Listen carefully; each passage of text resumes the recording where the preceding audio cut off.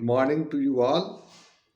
I am doctor Annu Bhai Soni, फिर से आपकी सेवा में उपस्थित हूँ।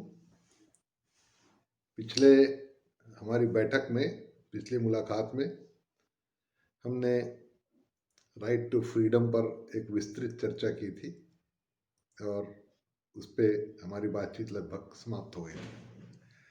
आज फंडामेंटल राइट्स के एक बहुत ही महत्वपूर्ण आर्टिकल पर चर्चा करेंगे और वो है आर्टिकल 20, अनुच्छेद 20। ये जो आर्टिकल है ये protection in respect of conviction for offence से संबंधित है। मतलब क्या है कि ये जो है ये किसी अभियुक्त को, किसी अभियुक्त की परिभाषा भी अपन देखेंगे, किसी अभियुक्त को दंड से संबंधित या अभियोजन से संबंधित जो संरक्षण मिलता है, यानी अभियुक्त के जो अधिकार हैं उस पर चर्चा करता है कि what are the rights of the accused, what are the rights of the accused regarding the punishment for offense, regarding the self incrimination of accused।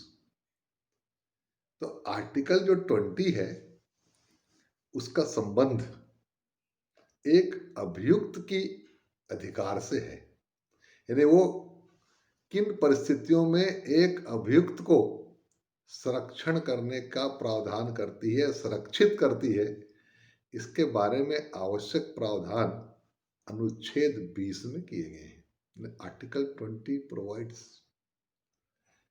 Provisions regarding the protection of accused for offence. इसीलिए इसको कहा गया है कि article 20 provides protection in respect of conviction for offense।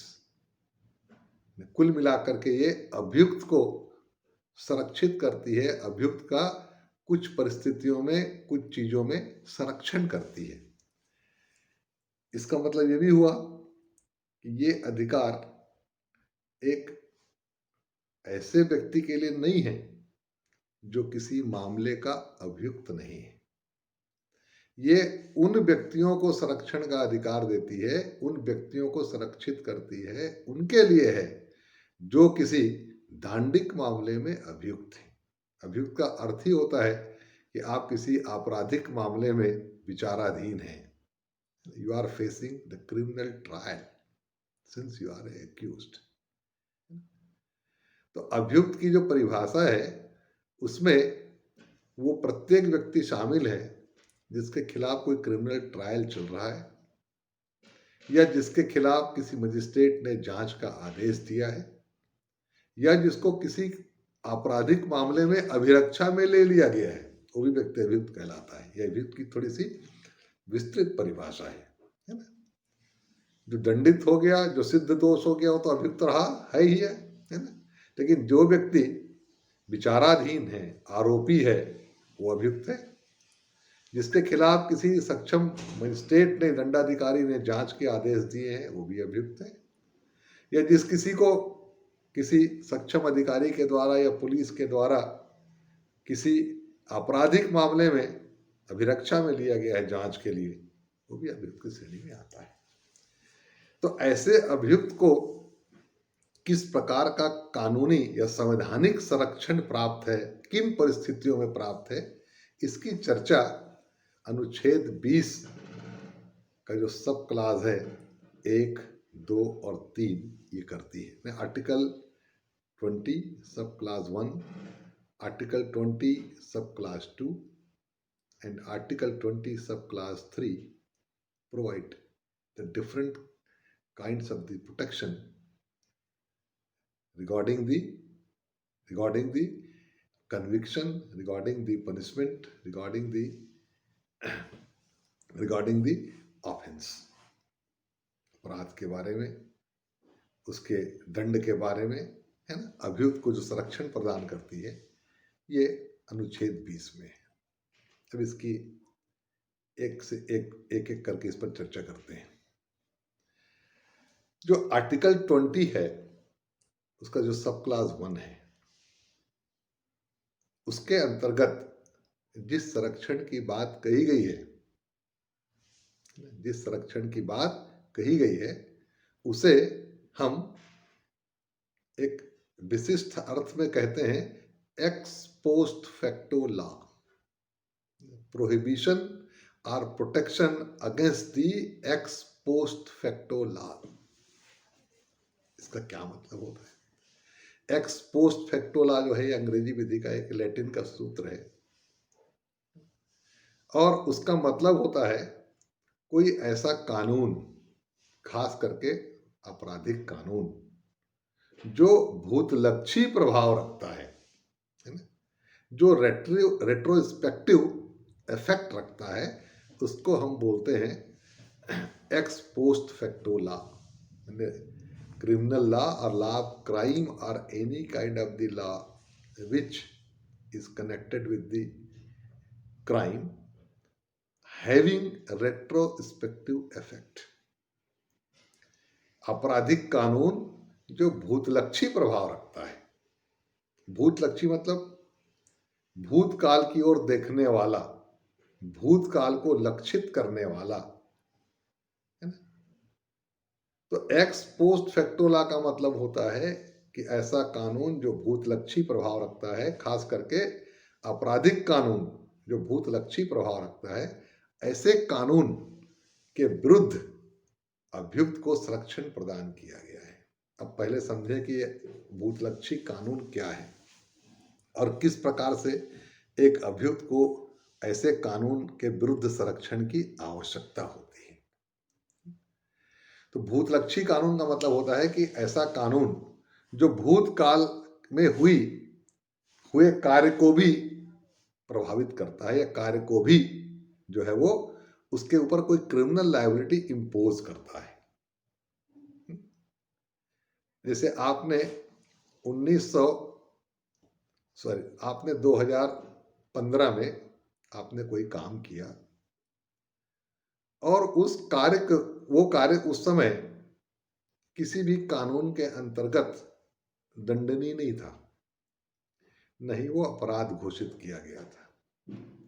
लेकिन 2018 में संसद ने या विधानमंडल ने कोई ऐसा कानून लाया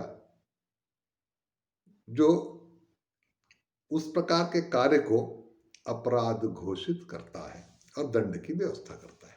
ठीक है, यहां तक कोई दिक्कत नहीं है। लेकिन यदि वो कानून ये कहे कि उसके लागू होने के पहले भी यदि किसी व्यक्ति ने इस प्रकार का कार्य किया है तो हम उसको भी दंडित करेंगे, उसको भी प्रोसिक्यूट करेंगे, है ना। मतलब कानून लागू हो रहा है 2018 में, उस कानून के तहत किसी कार्य को अपराध घोषित कर दिया गया, ठीक है, कोई दिक्कत नहीं है। लेकिन यदि वो कानून ये व्यवस्था करे कि आज से पहले 5 साल पहले, 10 साल पहले, 20 साल पहले इसी प्रकार का यदि काम किसी व्यक्ति ने किया है तो हम उसको भी अपराध घोषित करेंगे, उसके ऊपर भी मामला चलाएंगे, उसको भी दंडित करेंगे।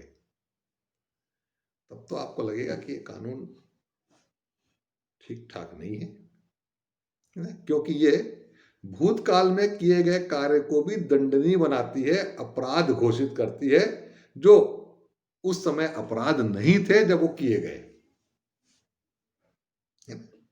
इसका मतलब ये हुआ कि इस कानून का वर्तमान में प्रभाव तो है, जिस तारीख से ये इन्फोर्स होगा उस तारीख से तो प्रभावशील है, उसमें तो कोई असंवैधानिकता नहीं है।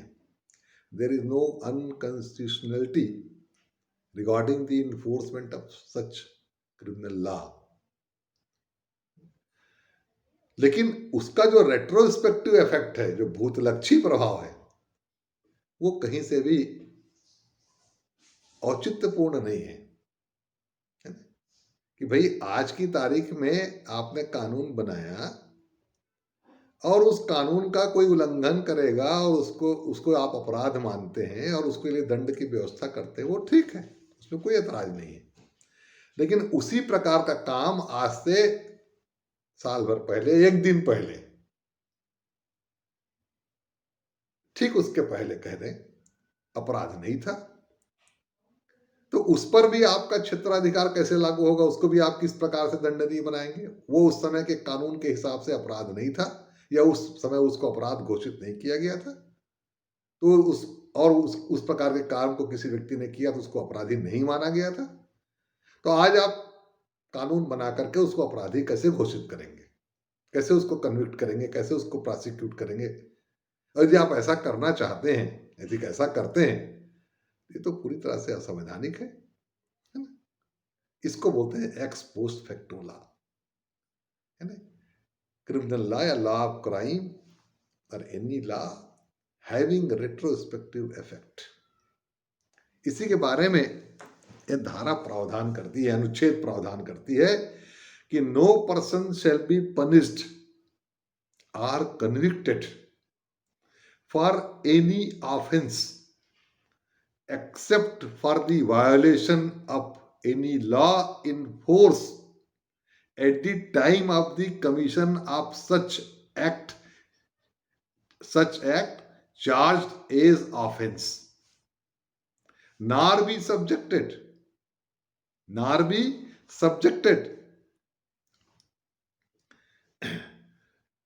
to a penalty, nor be subjected for a penalty greater than that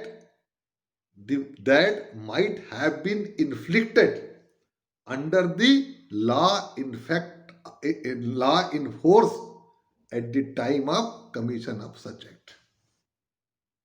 दो बातें कही गई। आर्टिकल 20 दो बातें कहती है। Number 1, no person shall be punished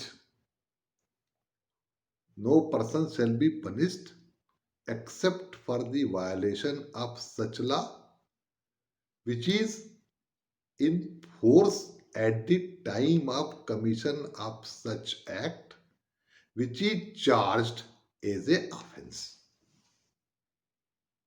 इसका मतलब क्या हुआ? इसका मतलब यह हुआ कि कोई भी काम जो है, वो कोई भी व्यक्ति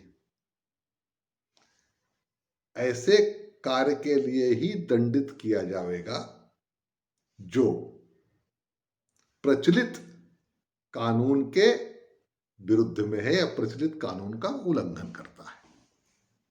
जिस समय वो काम किया गया उस समय जो कानून प्रचलित है, यदि उस कार्य से उस कानून का उल्लंघन होता है तो वो व्यक्ति दंडित किया जाएगा।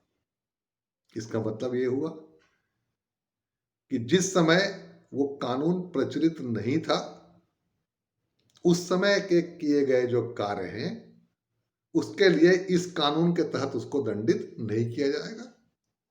No person shall be punished or convicted for any offence except for the violation of law in force at the time of commission of such offence.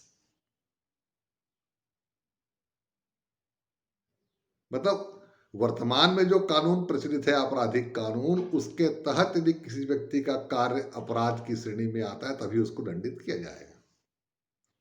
ठीक है? जिस समय वो कानून प्रचलित नहीं था उस समय वो काम किया गया तो निश्चित रूप से वो अपराध की श्रेणी में नहीं आता था। तो इसलिए भूतलक्षी प्रभाव से उस समय किए गए कार्य को आज की तारीख में आप दंडित करने की कार्यवाही नहीं कर सकेंगे। ठीक, इसी का मतलब होता है रेट्रोस्पेक्टिव इफेक्ट, है ना? कि law which declare some act और omission first time as offence which is already done and such acts were not treated as a offense when they done. जब उनको किया गया तब वो ऑफेंस नहीं माना जाता था, नहीं थे ऑफेंस। और ऐसे कार्यों को जो कानून आज की तारीख में अपराध घोषित करेगा, उसके ऊपर दंड की कार्यवाही करेगा, उसको रेट्रोस्पेक्टिव इफेक्ट वाला कानून या एक्स पोस्ट फैक्टो लॉ कहा जाएगा। और ऐसे ही एक्स पोस्ट फैक्टो लॉ को आर्टिकल 20 सब क्लास 1 के अंतर्गत रोका गया है। उसको कहा गया कि राज्य कोई भी ऐसा कानून नहीं बनाएगा, आपराधिक कानून या कोई भी ऐसा कानून नहीं बनाएगा विच imposes criminal liability for such act which was not treated as offense when it was done। जब वो किया गया था तब उसे ऑफेंस के रूप में, अपराध के रूप में नहीं माना जाता था। उसे आज की तारीख में कोई कानून बना करके अपराध घोषित नहीं किया जा सकता, ना ही उसके अपराध घोषित किया जा सकता, लेकिन करने वाले को आज की तारीख में आप कन्विक्ट नहीं कर सकते, उसको प्रोसिक्यूट नहीं कर सकते। तो ये बिल्कुल साफ साफ बात है कि criminal liability can not be imposed by any law having retrospective effect। In other words, the state cannot make such law which creates criminal liability for such act which were not treated as offense when they were done। आप ऐसा कोई कानून नहीं बना सकते जो भूतकाल में किए गए कार्यों को अपराध घोषित करे और उसके लिए आपको दंडित करे। You cannot impose criminal liability for previous act done by any person and such act were not treated as offence that time. उस समय जो कानून था उसके हिसाब से अपराध नहीं थे। आज आप कोई कानून बनाते हैं तो आज की तारीख में कोई व्यक्ति उस कार्य को करेगा, उल्लंघन करेगा, तब वो अपराध घोषित होगा। पुराने जो कार्य किए गए हैं किसी व्यक्ति के द्वारा, उसको आज की परिभाषा में लेकर के आप अपराध घोषित कर सकते हैं, लेकिन उसके लिए उस व्यक्ति को दंडित नहीं कर सकते, है ना, उसको अभियुक्त नहीं बना सकते। तो ये अभियुक्त को पहला संरक्षण जो है आपने दिया है आर्टिकल 21 के अंतर्गत। ठीक, इसको बोलते हैं एक्स पोस्ट फैक्टो लॉ। क्या बोलते हैं इसको? X post facto law. अब इसमें एक बात बता दें कि जो लैटिन का जो मैक्सिम है x post facto law is entirely based on the American constitution, है ना, और उसका भी यही मतलब है, इट मीन्स, है ना, law which imposes conviction or penalty or enhance the penalty or value of the punishment, है ना, for an act which is done already। American constitution में यही कहता है कि आप ऐसा कोई कानून नहीं बना सकते जो पूर्व में किए गए किसी कार्य को अपराध घोषित करे, या पूर्व में किसी किए गए किसी कार्य को अपराध जो पहले था अपराध, उसके दंड की मात्रा को बढ़ा दे। ऐसा कोई कानून नहीं बना सकते। जैसे उदाहरण के लिए मान लीजिए आज से 4 साल पहले आपने कोई काम अपराध किया, कोई उसके लिए दंड की मात्रा निर्धारित थी 6 महीने, या उसके लिए फाइन की मात्रा निर्धारित थी 1000 रुपये, है ना। तो उस दंड की मात्रा को आज नया कानून बना करके आप बढ़ा सकते हैं, फाइन की मात्रा कोई बढ़ा सकते हैं, लेकिन जिस व्यक्ति को आपने फाइन कर दिया है, जिस व्यक्ति ने उसकी सजा सुना दी गई है, उसको उसकी सजा में या उसके फाइन में आप बढ़ोतरी आज नया कानून बना के नहीं कर सकते, है ना। ये एक्स पोस्ट फैक्टो लॉ है ना। तो उसमें 2 बातें आई। नंबर 1, आज कानून बना करके आप किसी पुराने कार्य को जो उस समय अपराध नहीं था उसे अपराध घोषित करके उस व्यक्ति को दंडित नहीं कर सकते, कन्विक्ट नहीं कर सकते, प्रोसिक्यूट नहीं कर सकते। दूसरी बात, पुराने किसी कार्य को जो अपराध था उसमें जो दंड की मात्रा थी, जो जुर्माने की मात्रा थी, उसको नया कानून बना करके आप बढ़ा सकते हैं, लेकिन उस व्यक्ति को, जिस व्यक्ति को आपने जुर्माना ऑलरेडी कर दिया है, दंड सुना दिया है ना, उस व्यक्ति को कन्विक्ट कर दिया है, प्रोसिक्यूट कर दिया है, उस व्यक्ति के दंड की मात्रा में या उसके जुर्माने की मात्रा में आप वृद्धि नहीं कर सकते। जैसे मान लो किसी व्यक्ति ने कोई अपराध 4 साल पहले किया, उसको आपने 7 साल की सजा सुना दी, जेल भेज दिया, है ना? अब उसको सजा काटते हुए 3 साल हो गए, आपने नया कानून लाया, उसमें उसी अपराध को आपने 10 साल की सजा कर दी उसके लिए। अब आप कहेंगे नहीं साहब, आपको पूरा नए कानून के हिसाब से अब आपको 10 साल सजा काटनी पड़ेगी। No, it is unconstitutional. उस समय के कानून के मुताबिक उसको सजा दे दी गई है, उतने ही सजा को काटेगा, उतने ही उसका दायित्व है। नए कानून के तहत आपने सजा को बढ़ा दी तो नए लोग के लिए लागू, जो नए अपराधी होंगे उनके लिए लागू होगा, है ना? उस पुराने के लिए लागू नहीं होगा। ऐसा कोई रेट्रोस्पेक्टिव इफेक्ट उसमें नहीं आएगा, है ना? ये इसका बेसिक कंसेप्ट है किसका? आर्टिकल 21 का। इसमें कुछ मामले हैं, उसको सुन ले, है ना? जैसे एक मामला है Hathi Singh manufacturing company versus union of India का। उसमें कहा गया कि देखिए साहब, ये जो आर्टिकल 21 का जो प्रोटेक्शन है वो सिर्फ क्रिमिनल मामलों में है, क्रिमिनल लायबिलिटी के संबंध में है, सिविल लायबिलिटी के संबंध में नहीं है। यानी कोई सिविल लायबिलिटी इंपोज करने वाला कानून भूतलक्षी प्रभाव का हो सकता है, ये केवल अभियुक्त को संरक्षण देने की बात करता है। और अभियुक्त का मतलब ऐसा व्यक्ति जो किसी क्रिमिनल मामले में फंसा हुआ है, जिसके खिलाफ कोई आपराधिक प्रकरण विचाराधीन है या जिसे अभियुक्त माना गया है। तो कोई ऐसा कानून बना करके आप अभियुक्त को किसी पुराने मामले में फिर से कन्विक्शन नहीं कर सकते उसका, है ना? उसकी सजा को बढ़ा नहीं सकते। लेकिन सिविल लायबिलिटी आप रेट्रोस्पेक्टिव इफेक्ट से ला सकते हैं। यानी कोई ऐसा कानून बनाया जा सकता है जो सिविल लायबिलिटी को बढ़ाता हो, जिसका रेट्रोस्पेक्टिव इफेक्ट हो कि नहीं, आपको कर जो है वो पिछले 5 साल से चुकाना पड़ेगा, है ना? जब से कानून अस्तित्व में, आज मान लो कानून अस्तित्व में आए, उसने किसी विषय पर करारोपण किया, तो ये कानून बनाया जा सकता है कि एक जो कर का जो प्रावधान है पिछले 2 सालों से लागू होगा और उसका एरियर्स वसूल किया जाएगा। ये बात Hathi Singh manufacturing company versus union of India के मामले में कही गई। इसी प्रकार की एक बात परीद वर्सेस नीलांबरम के मामले में भी कही गई। इसमें पंचायत टैक्स लेने का जो था वो पहले अपराध नहीं माना जाता था, है ना? बाद में उसको अपराध मान लिया गया, है ना?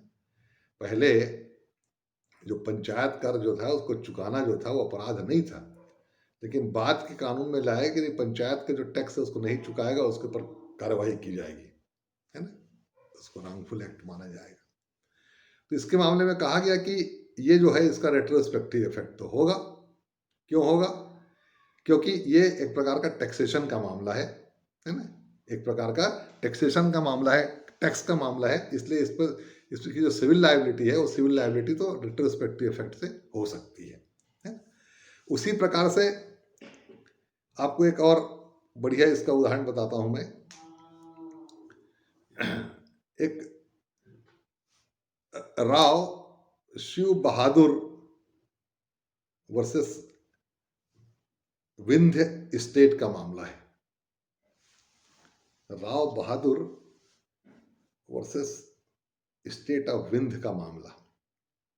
इस मामले में एक अच्छी बात, एक नई बात बताई गई थी। वो ये कि कहा गया कि आर्टिकल 21 के अंतर्गत आप कोई ऐसा कानून नहीं बना सकते जो दंड को या जुर्माने की वॉल्यूम को बढ़ाता हो या जो पूर्व में किए गए किसी कार्य को अपराध घोषित करता हो। ऐसा कानून ला करके आप किसी व्यक्ति को दंडित नहीं कर सकते कि आपने 2 साल पहले एक काम किया था, उस समय अपराध नहीं था, आज अपराध घोषित हो गया इसलिए अब आपको दंडित किया जाएगा। ऐसा आप नहीं कानून ला सकते। लेकिन इसमें कहा गया लेकिन आप किसी कानूनी प्रक्रिया को बदल सकते हैं। वो धारा, वो आर्टिकल 20 और 1 का वायलेशन नहीं माना जाएगा। कैसे? कि एक अभियुक्त का मान लो ट्रायल किसी कोर्ट में चल रहा है ना? और वो उस समय के एग्जिस्टिंग लॉ के हिसाब से वो ट्रायल चल रहा है। प्रक्रिया जो है, परीक्षण की प्रक्रिया उस समय के कानून के हिसाब से हो रही है। तो ट्रायल के चलते रहने के दौरान यदि कोई नया कानून आता है और वो ट्रायल की पूरी प्रक्रिया को बदल देता है ना? ट्रायल की प्रक्रिया को, प्रोसीजर को बदल देता है। Procedure of trial is change because of enactment of new law. तो क्या ये भी आर्टिकल 21 का वायलेशन होगा? सुप्रीम कोर्ट ने कहा था इसमें नहीं, इसमें आर्टिकल 21 का वायलेशन नहीं होता, क्योंकि हम कोई ऐसा कानून ला करके कोई एक्स पोस्ट फैक्टो और ऐसा ला नहीं ला रहे हैं जो किसी किए गए कार्य को आज की तारीख में अपराध घोषित कर रहा है या आज की तारीख में दंडनीय बना रहा है ना? जो काम पहले किसी ने कर दिया है, कोई एक्ट हो गया है, उस एक्ट को हम आज कोई कानून बना करके दंडनीय बना करके उसे ट्रायल के अंतर्गत ला रहे हैं, ऐसा नहीं है। हम सिर्फ प्रोसीजर को बदल रहे हैं। वो आदमी पहले भी अभियुक्त था, उसका ट्रायल चल रहा है, हम ट्रायल का जो सिस्टम है, जो प्रोसीजर है, प्रक्रिया है, उसको बदल रहे हैं। वो बदला जा सकता है, वो किसी भी तरह से आर्टिकल 21 का वायलेशन नहीं माना जाएगा, 20 सब क्लास 1 का वायलेशन नहीं माना जाएगा। ये बात कही गई थी, है ना? एक और देखें, एक Sajjan Singh versus state of Punjab का मामला। इस मामले में भी कहा गया कि जो साक्ष्य का जो नियम है उसको भूतलक्षी प्रभाव से बदला जा सकता है, वो कहीं से भी आर्टिकल 20 सब क्लास 1 का वायलेशन नहीं माना जाएगा। एक और मामला, लिली थॉमस और इससे जुड़ा हुआ सरला मुदगल केस। इस मामले में सुप्रीम कोर्ट ने कहा कि कानून की व्याख्या करना किसी नए कानून का निर्माण करना नहीं होता। अदालतें जो है कानून का निर्माण नहीं करती, वर्तमान जो कानून है उसकी व्याख्या करती है, और उनकी व्याख्या से हो सकता है कुछ नए अर्थ प्राप्त हो, वो अलग बात है। लेकिन कानून बनाने का कार्य तो विधायिका का है, लेजिस्लेशन का है, ये काम अदालतें नहीं करती। अदालतें उसकी व्याख्या करती हैं और उस व्याख्या के कारण उस कानून के कई बार कुछ नए अर्थ प्राप्त होते हैं, कुछ विस्तृत अर्थ प्राप्त होते हैं, वो अलग बात है। इस मामले में हुआ ये था, सरला मुदगल के केस में, कि एक व्यक्ति ने, जो हिंदू था, उसने अपनी पत्नी को तलाक दिए बिना मुस्लिम धर्म ग्रहण कर लिया, और मुस्लिम धर्म ग्रहण करने के बाद उसने एक और विवाह कर लिया, क्योंकि मुस्लिम धर्म के मतानुसार व्यक्ति एक से अधिक शादियां कर सकता है ना? लेकिन हिंदू धर्म में एक से अधिक विवाह करना जो है वो बिना तलाक लिए या बिना जीवन साथी की मृत्यु हुए दूसरी शादी करना जो है हिंदू धर्म में वर्जित है, और वो धारा 494 इंडियन पेनल कोड के अंतर्गत अपराध की श्रेणी में आता है। तो जब इस मामले में जब सुप्रीम कोर्ट ने कहा कि ये तो जो है, तो ये इसको अपराध, जब उस व्यक्ति को अपराधी घोषित कर दिया गया, तो उसने इसको चुनौती दी और कहा कि ये जो है वो आर्टिकल 20 सब क्लास 1 का जो है वायलेशन है।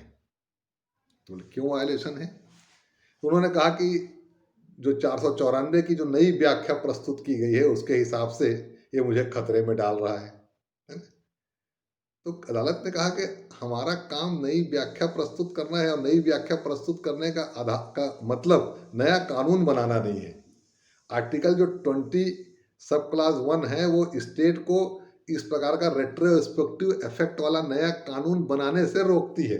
हम कोई कानून बना नहीं रहे हैं, हम तो कानून जो पहले से प्रचलित है इंडियन पेनल कोड की धारा 494 उसकी व्याख्या कर रहे हैं। ये बात लिली थॉमस के मामले में और उसका सरला मुदगल के केस का रेफरेंस देते हुए बात कही गई। तो ये कुछ आपके सामने मैंने कुछ मामले रखे जो एक्स पोस्ट फैक्टो लॉ को स्पष्ट करते हैं, जो आर्टिकल 21 के अंतर्गत गारंटीड है। आर्टिकल 21 के अंतर्गत एक प्रकार का प्रोटेक्शन है जो अभियुक्त को प्राप्त है। कैसा भी, फिर एक बार उसको दोहरा दें, कैसा संरक्षण प्राप्त है कि एक व्यक्ति जो है वो किसी ऐसे कार्य के लिए बाद के किसी कानून के द्वारा दंडित या अभियोजित नहीं किया जाएगा जो कार्य करते समय अपराध की परिभाषा में नहीं आता था या दंडनीय नहीं था, है ना। जैसे इसका एक बढ़िया उदाहरण मैं आपको बताता हूं। वन्य प्राणी संरक्षण अधिनियम 1960 के आसपास में अस्तित्व में आया था, है ना। उसके बाद पशुओं को मारने, उनका ये करने पर सब प्रतिबंध लगाया गया, है ना। कारावास की भी इसमें प्रोविजन है। उसके पहले वन्य प्राणी संरक्षण अधिनियम के आने से, वन्य जीव संरक्षण अधिनियम के आने के पहले शेर को मारना, हिरण को मारना, तमाम वन्य जीवों को मारना कहीं से भी अपराध नहीं था, है ना। लोग बड़े शान से शेर को मार करके उसकी डेड बॉडी पर के पास खड़े होकर के फोटो खिंचवाया करते थे, है ना। वो अपराध की श्रेणी में नहीं आता था। लेकिन वन्य प्राणी संरक्षण अधिनियम के लागू होने के बाद, है ना, शिकार पर प्रतिबंध लग गया, वन्य प्राणियों को मारने पर प्रतिबंध लग गया, है ना। ठीक है। अब कोई व्यक्ति कहे कि साहब ये तो वन्य प्राणी संरक्षण अधिनियम के लागू होने से 3 साल पहले आपने शेर मारा था, बकायदा उसके साथ फोटो खिंचवाई थी, अब चलिए हम आपको उसी मामले में आपका प्रोसिक्यूशन किया जाएगा, आपका कन्विक्शन होगा और आपको जेल भेजा जाएगा, है ना। ये असंवैधानिक होगा। क्यों असंवैधानिक होगा? क्योंकि रेट्रोस्पेक्टिव इफेक्ट है इसका, है ना। वो 4 साल पहले या 2 साल पहले या 4 दिन या 4 महीना पहले जो कार्य अपराध की श्रेणी में नहीं आता था, है ना, जो दंडनीय नहीं था, जो अपराध नहीं था, उसे अपराध घोषित करता है। अपराध घोषित करता है वहां तक ठीक है, लेकिन जिस किसी व्यक्ति ने उस प्रकार का कार्य किया होगा उसे दंडित करने का भी प्रावधान यदि वो करे कि नहीं, वो भी दंडित किया जाएगा जो 4 साल पहले इस प्रकार का जिसने अपराध किया, तो इस प्रकार की जो दंड की जो व्यवस्था होगी वो असंवैधानिक होगी, क्योंकि ये एक्स पोस्ट फैक्टो लॉ है। इसका रेट्रोस्पेक्टिव इफेक्ट, भूतलक्षी प्रभाव है। पुराने समय में किए गए कार्यों को भी वो देख रहा है, उसको भी अपने प्रभाव में लेने की कोशिश कर रहा है। भाई आपने देखा दहेज प्रतिषेध अधिनियम आया, उसके पहले जिन लोगों ने दहेज दिया लिया होगा, यदि आप उसको भी 4 साल पहले किसी ने दहेज दिया लिया होगा, उसको भी यदि आप उसके घेरे में लाएंगे तो वो तो रेट्रोस्पेक्टिव इफेक्ट वाला माना जाएगा, है ना। और इस प्रकार से अभियुक्त को संरक्षण दिया जाता है कि इस प्रकार के मामले में अभियुक्त को जो है वो संरक्षण मिलेगा कि उसने जो काम उस कानून के लागू होने से पहले किया था और उस समय जब वो कानून लागू नहीं था तब वो अपराध भी नहीं था, आज उस कानून के लागू होने के बाद उसे अपराधी मान करके उसके खिलाफ दंड की कार्यवाही नहीं की जाएगी। ये है आपका एक्स पोस्ट फैक्टो लॉ, है ना। अब उसके बाद अपन देखें जो अपना दूसरा हिस्सा है वो है, इसको बोलते हैं डॉक्ट्रिन ऑफ डबल जियोपेरिडी। ये आर्टिकल 20 के सब क्लास 2 में है, जिसको बोलते हैं दोहरे खतरे का सिद्धांत। इसी को आर्टिकल 20 सब क्लास 2 में प्रोटेक्ट किया गया है। इसका मतलब ही होता है कि एक मामले में, क्रिमिनल मामले में, जहां किसी व्यक्ति को, किसी अभियुक्त को अभियोजित करके, आफ्टर द प्रोसिक्यूशन अभियोजित करके उसे दंडित कर दिया गया है, तो उसी प्रकरण, उसी केस में उसे दोबारा खतरे में नहीं डाला जाएगा, उसके खिलाफ दोबारा कोई अभियोजन की कार्यवाही नहीं होगी। इसको बोलते हैं डॉक्ट्रिन ऑफ डबल जियोपेरिडी। ये जो डॉक्ट्रिन ऑफ डबल जियोपेरिडी है, ये भी हमारे यहाँ जो है अंग्रेजी कानून की देन है, जिसके पीछे कौन थ्योरी काम करती है? नेमो डिबेट बिस वेक्सारी, एक लैटिन का सूत्र है, नेमो डिबेट बिस वेक्सारी। इसका मतलब होता है कि एक व्यक्ति को no person shall be brought into danger more than once, है ना। No person shall be prosecuted and punished for the same offence more than once. एक व्यक्ति को एक अपराध के लिए दोबारा दंडित और अभियोजित नहीं किया जाएगा, है ना? ठीक है। इसको और थोड़ा अच्छे से समझने के लिए अपन ये समझें कि जहां पर एक व्यक्ति को एक अपराध के लिए एक न्यायिक प्रक्रिया से गुजार करके, यानी न्यायालय के द्वारा सुन करके, उसका परीक्षण करके, जब आपने उसको सिद्ध दोष घोषित कर दिया, कन्विक्ट कर दिया, उसको प्रोसिक्यूट कर दिया, दंडित कर दिया, तो फिर बाद में इन द लेटर स्टेज, बाद में उसी प्रकरण में आप उसके ऊपर दोबारा अभियोजन की कार्यवाही नहीं करेंगे। ये उसको प्रोटेक्शन दिया गया है आर्टिकल 20 सब क्लास 2 में, है ना, कि एक व्यक्ति बार बार उसी अपराध के लिए अभियोजित नहीं किया जाएगा। ठीक, अब इसको समझने के लिए आप ये जाने कि इसके लिए 3 चीजें आवश्यक है। नंबर 1, ऐसा व्यक्ति अभियुक्त होना चाहिए, मतलब पूर्व में अभियुक्त होना चाहिए, उसे दंडित किया गया होना चाहिए। भारत में स्थिति है कि उसको पूर्व प्रकरण में पहले उसको दंडित किया गया होना चाहिए। तीसरा, दंड की कार्यवाही किसी न्यायिक प्रक्रिया के तहत होनी चाहिए। ठीक है, और ये जब 3 चीजें इसकी पूर्ति हो जाएगी तब ये धारा लागू, तब ये अनुच्छेद लागू होगा 20 सब क्लास 2, और उसे दोबारा फिर अभियोजित नहीं किया जाएगा। अब इसको थोड़ा समझे। नंबर 1, इसमें एक बात है कि हर प्रकार की कार्यवाही न्यायिक कार्यवाही नहीं मानी जाती।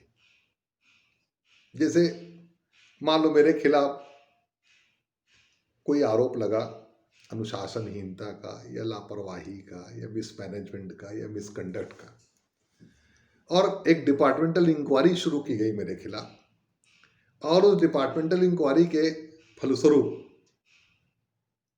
मुझे निलंबित कर दिया गया या मेरी इंक्रीमेंट रोक दी गई। ठीक,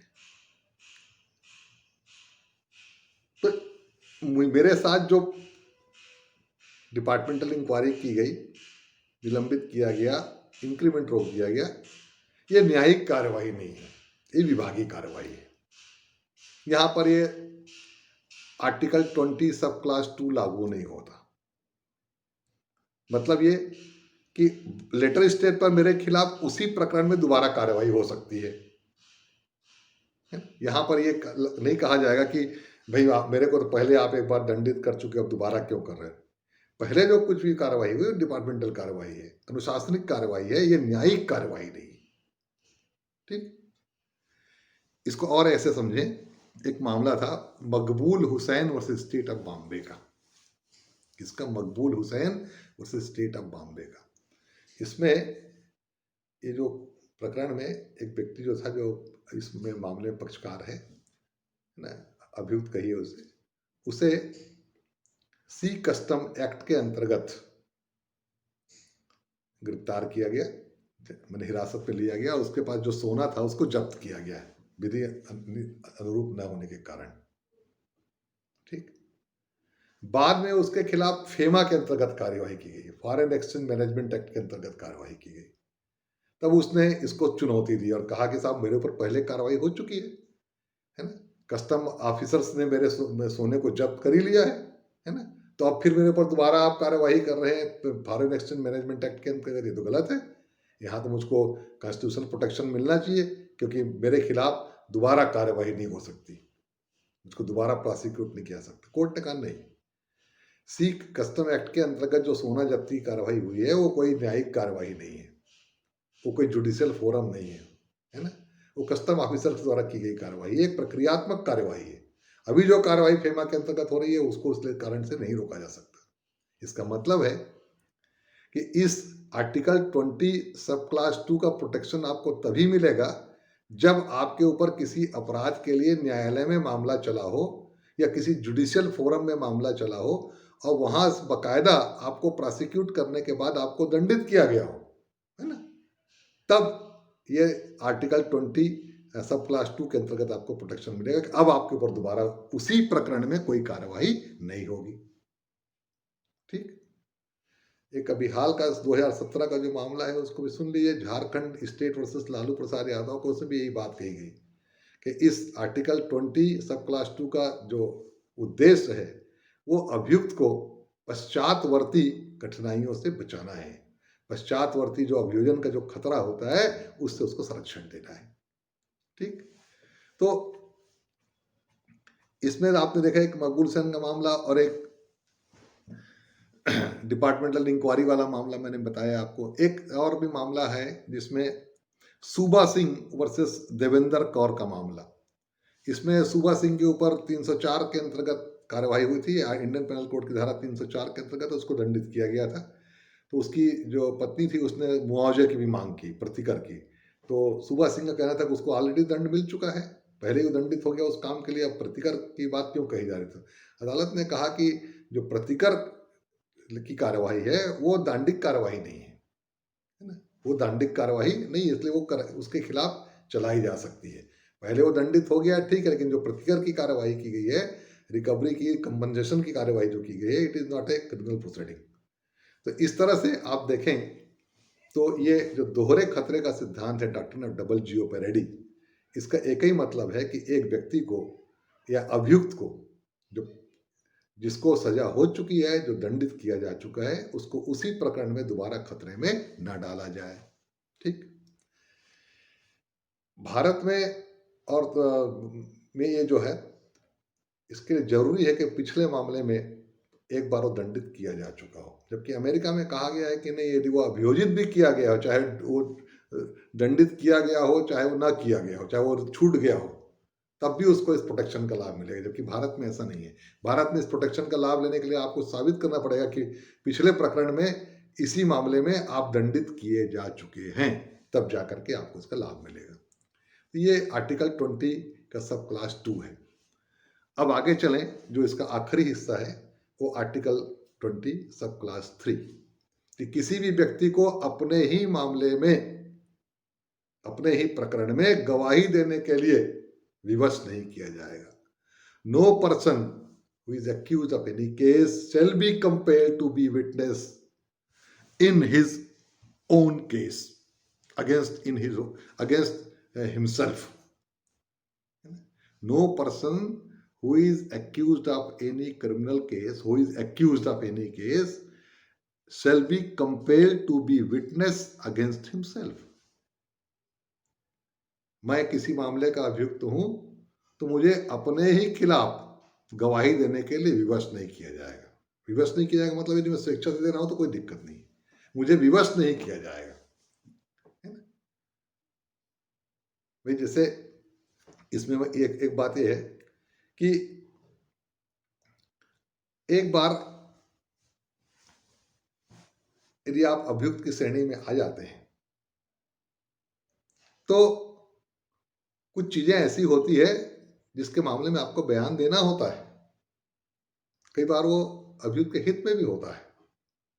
जैसे आपके ऊपर जाली हस्ताक्षर करने का आरोप लगा है, फर्जी हस्ताक्षर करने का आरोप लगा है ना। और हैंड राइटिंग एक्सपर्ट कहता है कि आप अपने हस्ताक्षर का नमूना दीजिए, अपने लिखावट का नमूना दीजिए, है ना। तो वो एक जांच की प्रक्रिया के अंतर्गत है। वहां पर आप उसको ये नहीं कह सकते कि साहब मैं अपने खिलाफ कैसे गवाही दूं। नहीं, लिखावट का नमूना जो है वो आपको जो है वो आपको निर्दोष भी साबित कर सकता है ना। तो ऐसी स्थिति यहाँ पर लागू नहीं होती है कि आप को ये कहा जाए कि आप तो अपने खिलाफ ही गवाही दे रहे हैं, ऐसा नहीं है ना।